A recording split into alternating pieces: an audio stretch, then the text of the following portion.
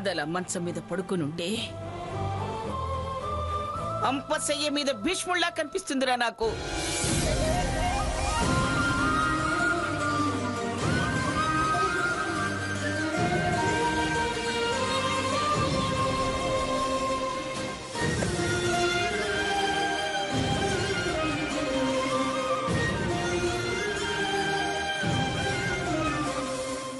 వ్యక్తిత్వం ఉన్న మనిషి రాది, రోషం పౌరుషం ఉన్న ఆడది రాది.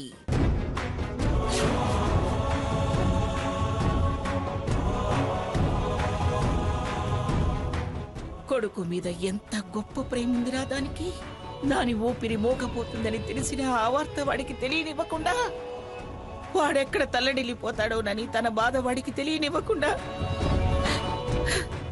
వాడు బాధపడకుండా ఉండాలని కోరుకున్న గొప్ప తల్లి రాది, గొప్ప తల్లి.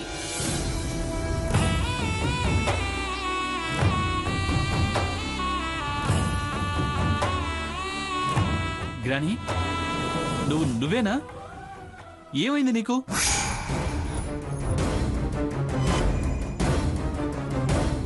ఎందుకలా వాళ్ళని పొగుడుతున్నావు? మెంటల్ కండిషన్ బాగానే ఉందా, బ్యాలెన్స్ తప్పిందా? సాకేత్, మాటలు తిన్నగా రానివ్వు. ఎవరితో మాట్లాడుతున్నావో ఏం మాట్లాడుతున్నావో తెలియకుండా వాగే నీకు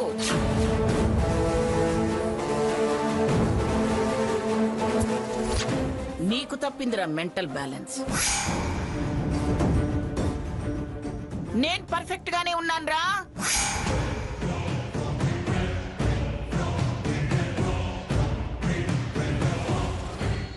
నాకు నీలా మూర్ఖత్వం లేదు.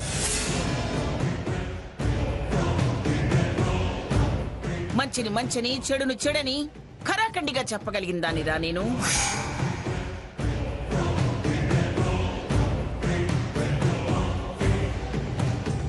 సీత, శారదకి తగ్గ కోడలు వినిపించుకున్నావమ్మా.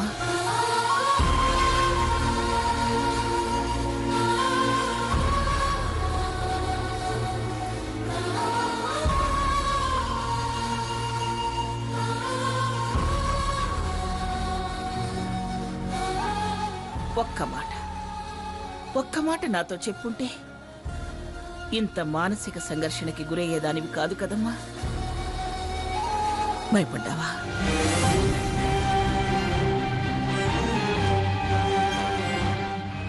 ఎక్కడ బయటపడుతుందోనని జాగ్రత్త పడ్డావా?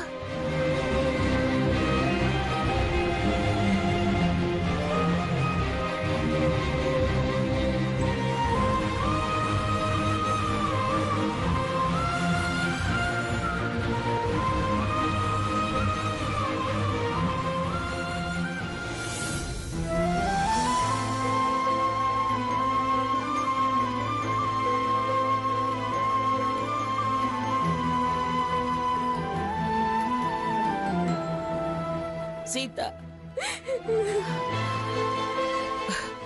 ఊరుకోమా, ఊరుకో. ఇంత గొప్ప పని చేసి చిన్నపిల్లలా గుక్క పెట్టేడుస్తావేమ్మా?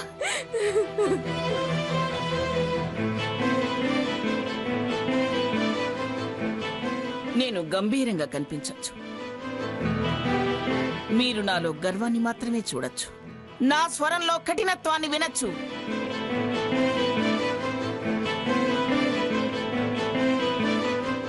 కానీ నా చేతలు మాటలు ఎప్పుడూ మంచి వైపే ప్రయాణం చేస్తాయి సీత.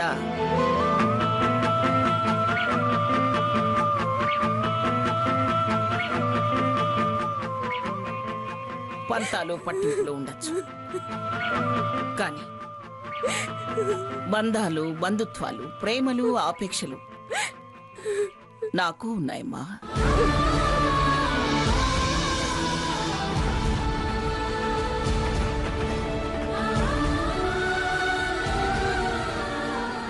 మీలాగే నేను చలిస్తాను, నా కళ్ళు చెమ్మగిలుతాయి. నేను మనిషినే సీత, ఆడదాన్ని, అమ్మని.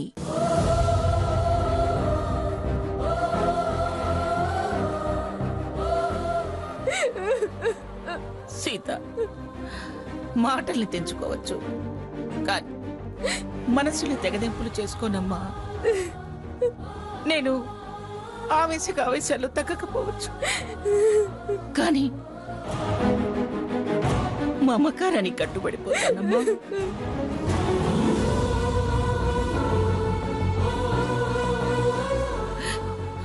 అసలు ఆ గొడవ నాలో లేకపోతే మీరెలా నా ఇంట్లో ఉండగలరు? నేనెలా రానిచ్చేదాన్ని?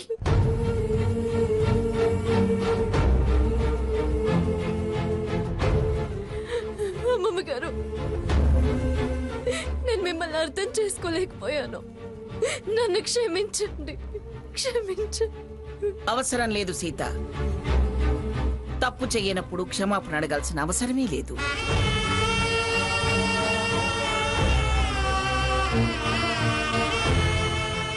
ఒకటే మాట సీత, ఖచ్చితమైన మనస్తత్వం అటు ఇటు మారదు. మాట మీద నిలబడతాను, తప్పుని తప్పనే అంటాను. అలా అని ప్రతిసారి దాన్ని వేలెత్తి చూపించను.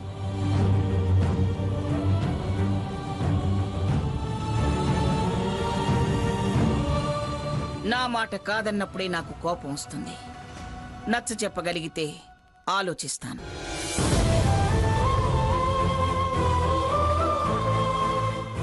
తప్పు చేసి వాదించినా సాగదీసినా నేను భరించలేను సీత, భరించలేను.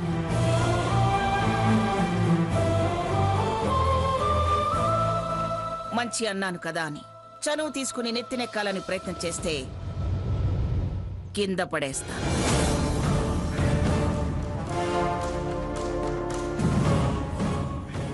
స్థాయి స్థానం తెలుసుకోవాలి.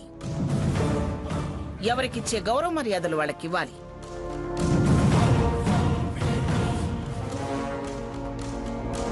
సీత,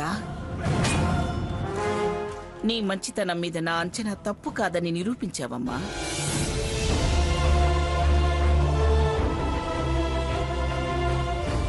రామచంద్రయ్య కూతుళ్ళు రత్నాలన్న మాట అది నువ్వు కలిసి నిజం చేశారమ్మా, నిజం చేశారు.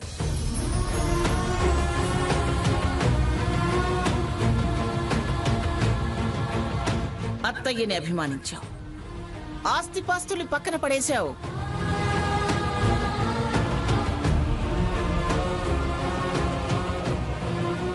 పెద్దతనాన్ని గౌరవించావు. ప్రేమకు కట్టుబడిపోయావు. అది రా సీతంటే. శభాష్ సీత, చాలా ఎత్తుకెదిగిపోయావమ్మా. పిల్లల్ని పొగడకూడదంటారు గాని పొగడకుండా ఉండలేకపోతున్నాను సీత.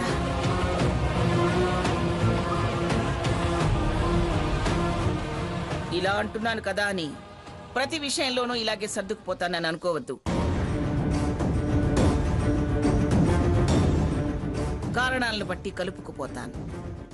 తప్పనిపించినప్పుడు మాత్రం నిలదీస్తాను.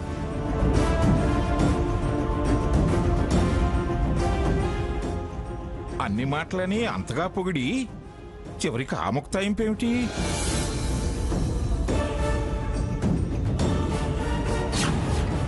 ఓహో, అందర్నీ నీ భయభక్తుల్లో పెట్టుకోవాలనా? అవసరం లేదండి. ఎవరి హద్దేంటో వాళ్ళు తెలుసుకునే మసులుకుంటున్నారు.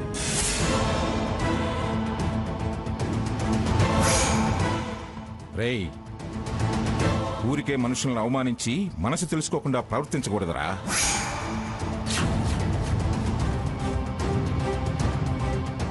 ఇప్పటికైనా తెలిసిందా సీత ఏమిటో, సీత మంచితనం ఏమిటో?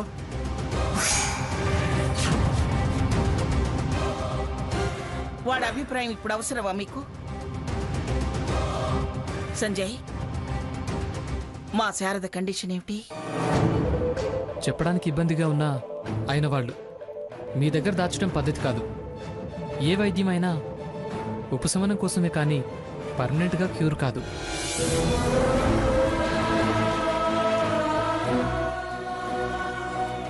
సంజయ్, హాస్పిటల్లోనే ఉంచి వైద్యం చేయాలా? ఇబ్బంది పడకుండా మందులు వాడుతూ ఉండడమే, అడిగింది కాదనకుండా తృప్తి కలిగించటమే.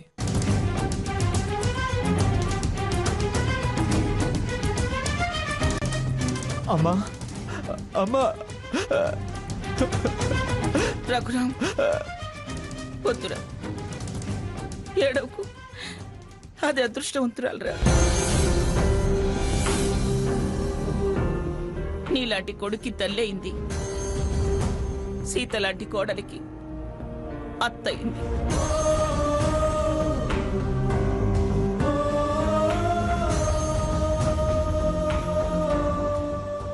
అమ్మమ్మ గారు నన్ను మన్నించారు.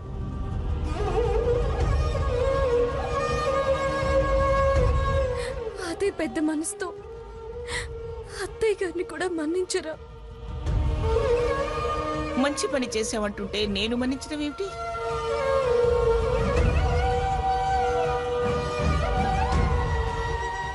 ఇప్పుడు సంజయ్ చెప్పాడుగా, దాని తృప్తి కోసం కోరింది చేయమని.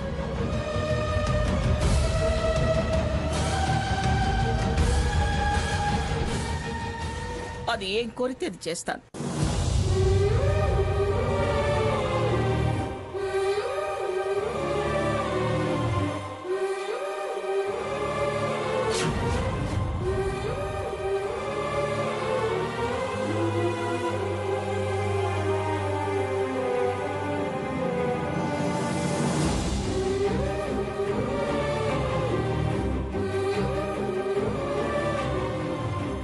తన కోరిక చాలాసార్లు చెప్పుకుంది, నా అత్తారింట్లోనే నేను కడతేరాలి అని.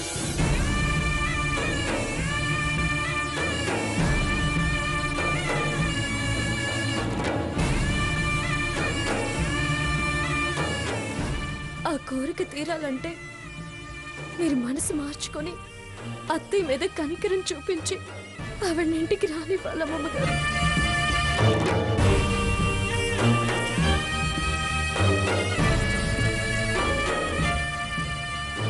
సీత, ఇంకా నేను దాన్ని కనికరించడం ఏమిటి? కష్టాలు పడ్డంత కాలం పడ్డది.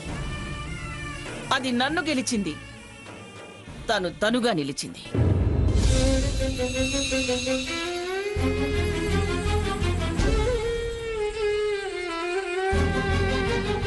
ఈ స్థితిలో ఉన్న దాని మీద పంతం పాపం అవుతుందమ్మా, పాపం అవుతుంది.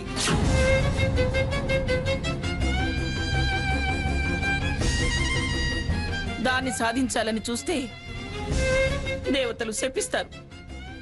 నేనసలు ఆడదాన్ని అనిపించుకోనమ్మా, ఆడదాన్ని అనిపించుకోను.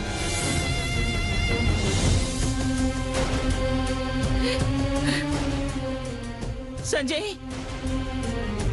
నా పెద్ద కోడల్ని నేను ఇంటికి తీసుకెళ్ళొచ్చా?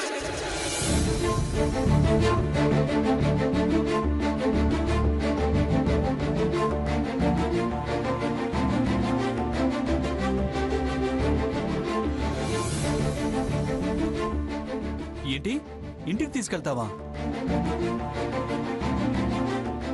ఎందుకురా అంత ఆశ్చర్యం? అది దానిల్లు. తనకి స్పృహ వచ్చాక తననడిగి తనకిష్టమైతేనే తీసుకెళ్తాను.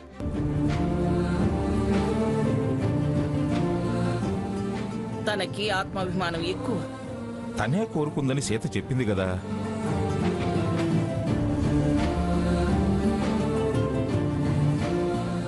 తను నోరు తెరిచి అడగదు.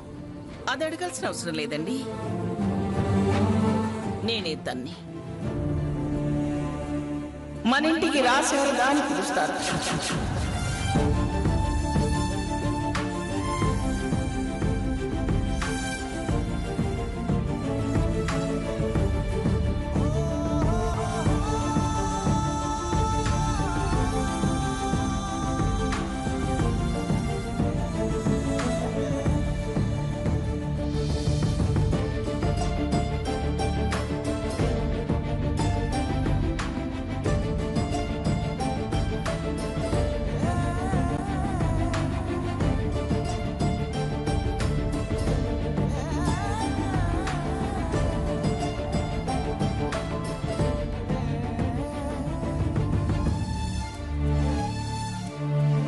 అమ్మా అమ్మా అత్తయ్య గారు అమ్మా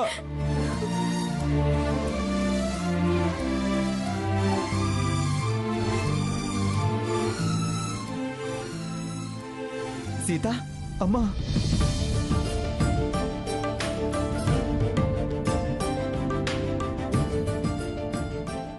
అమ్మా నువ్వు నేనేనమ్మా నువ్వు రఘుని నీ రఘుని చూడమ్మా మాట్లాడమ్మా వాడే కాదు, మేమందరం వచ్చాం శారదా.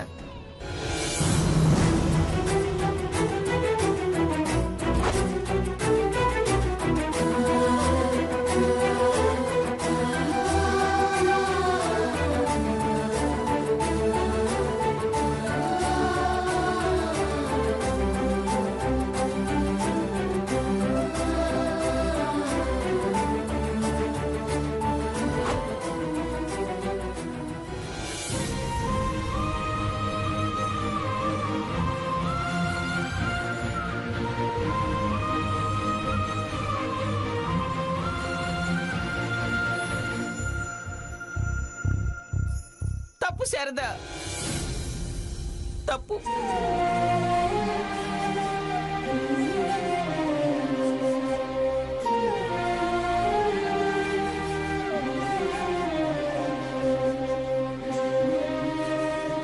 గెలిచిన వాళ్ళు ఓడిన వాళ్ళకి నమస్కారం పెట్టకూడదమ్మా,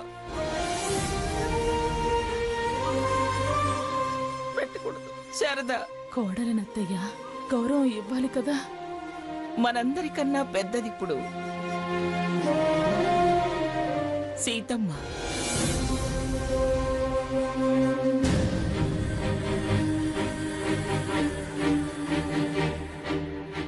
అది చేసింది చెప్పడానికి నాకు మాటలు రావటం లేదు. సీత సీత బంగారం అత్తయ్య. ఏంటమ్మా బంగారం, నీకు ఇలా ఉంటే నాకు చెప్పనే లేదు.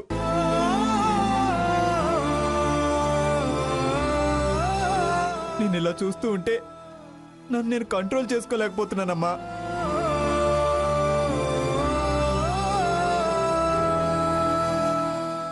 పాపం తను చాలాసార్లు చెప్తానందిరా.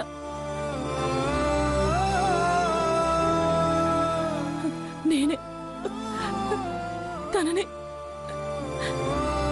తనని ప్రమాణాలతో కట్టేశాను. ఇందులో సీత తప్పేమీ లేదు.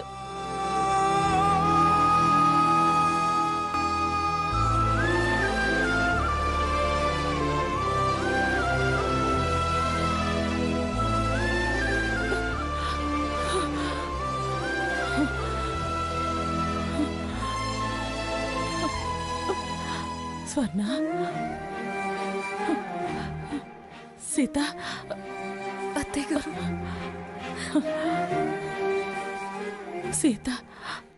సీత నన్ను కన్న తల్లిలా చూసుకుంది.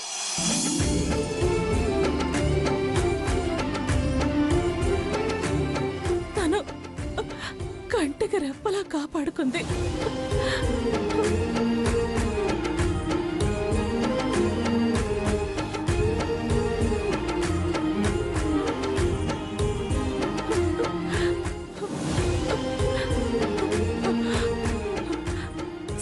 చిన్న పిల్లైనా తను నా ఆయుష్ను పెంచింది.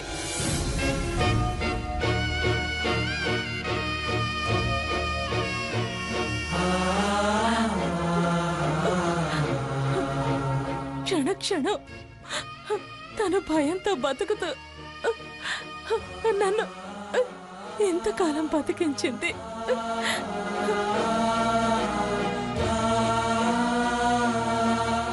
శారదా, నిన్ను మన ఇంటికి తీసుకెళ్దాం అనుకుంటున్నాను. వస్తావా? పెద్ద కోడలి హోదాలో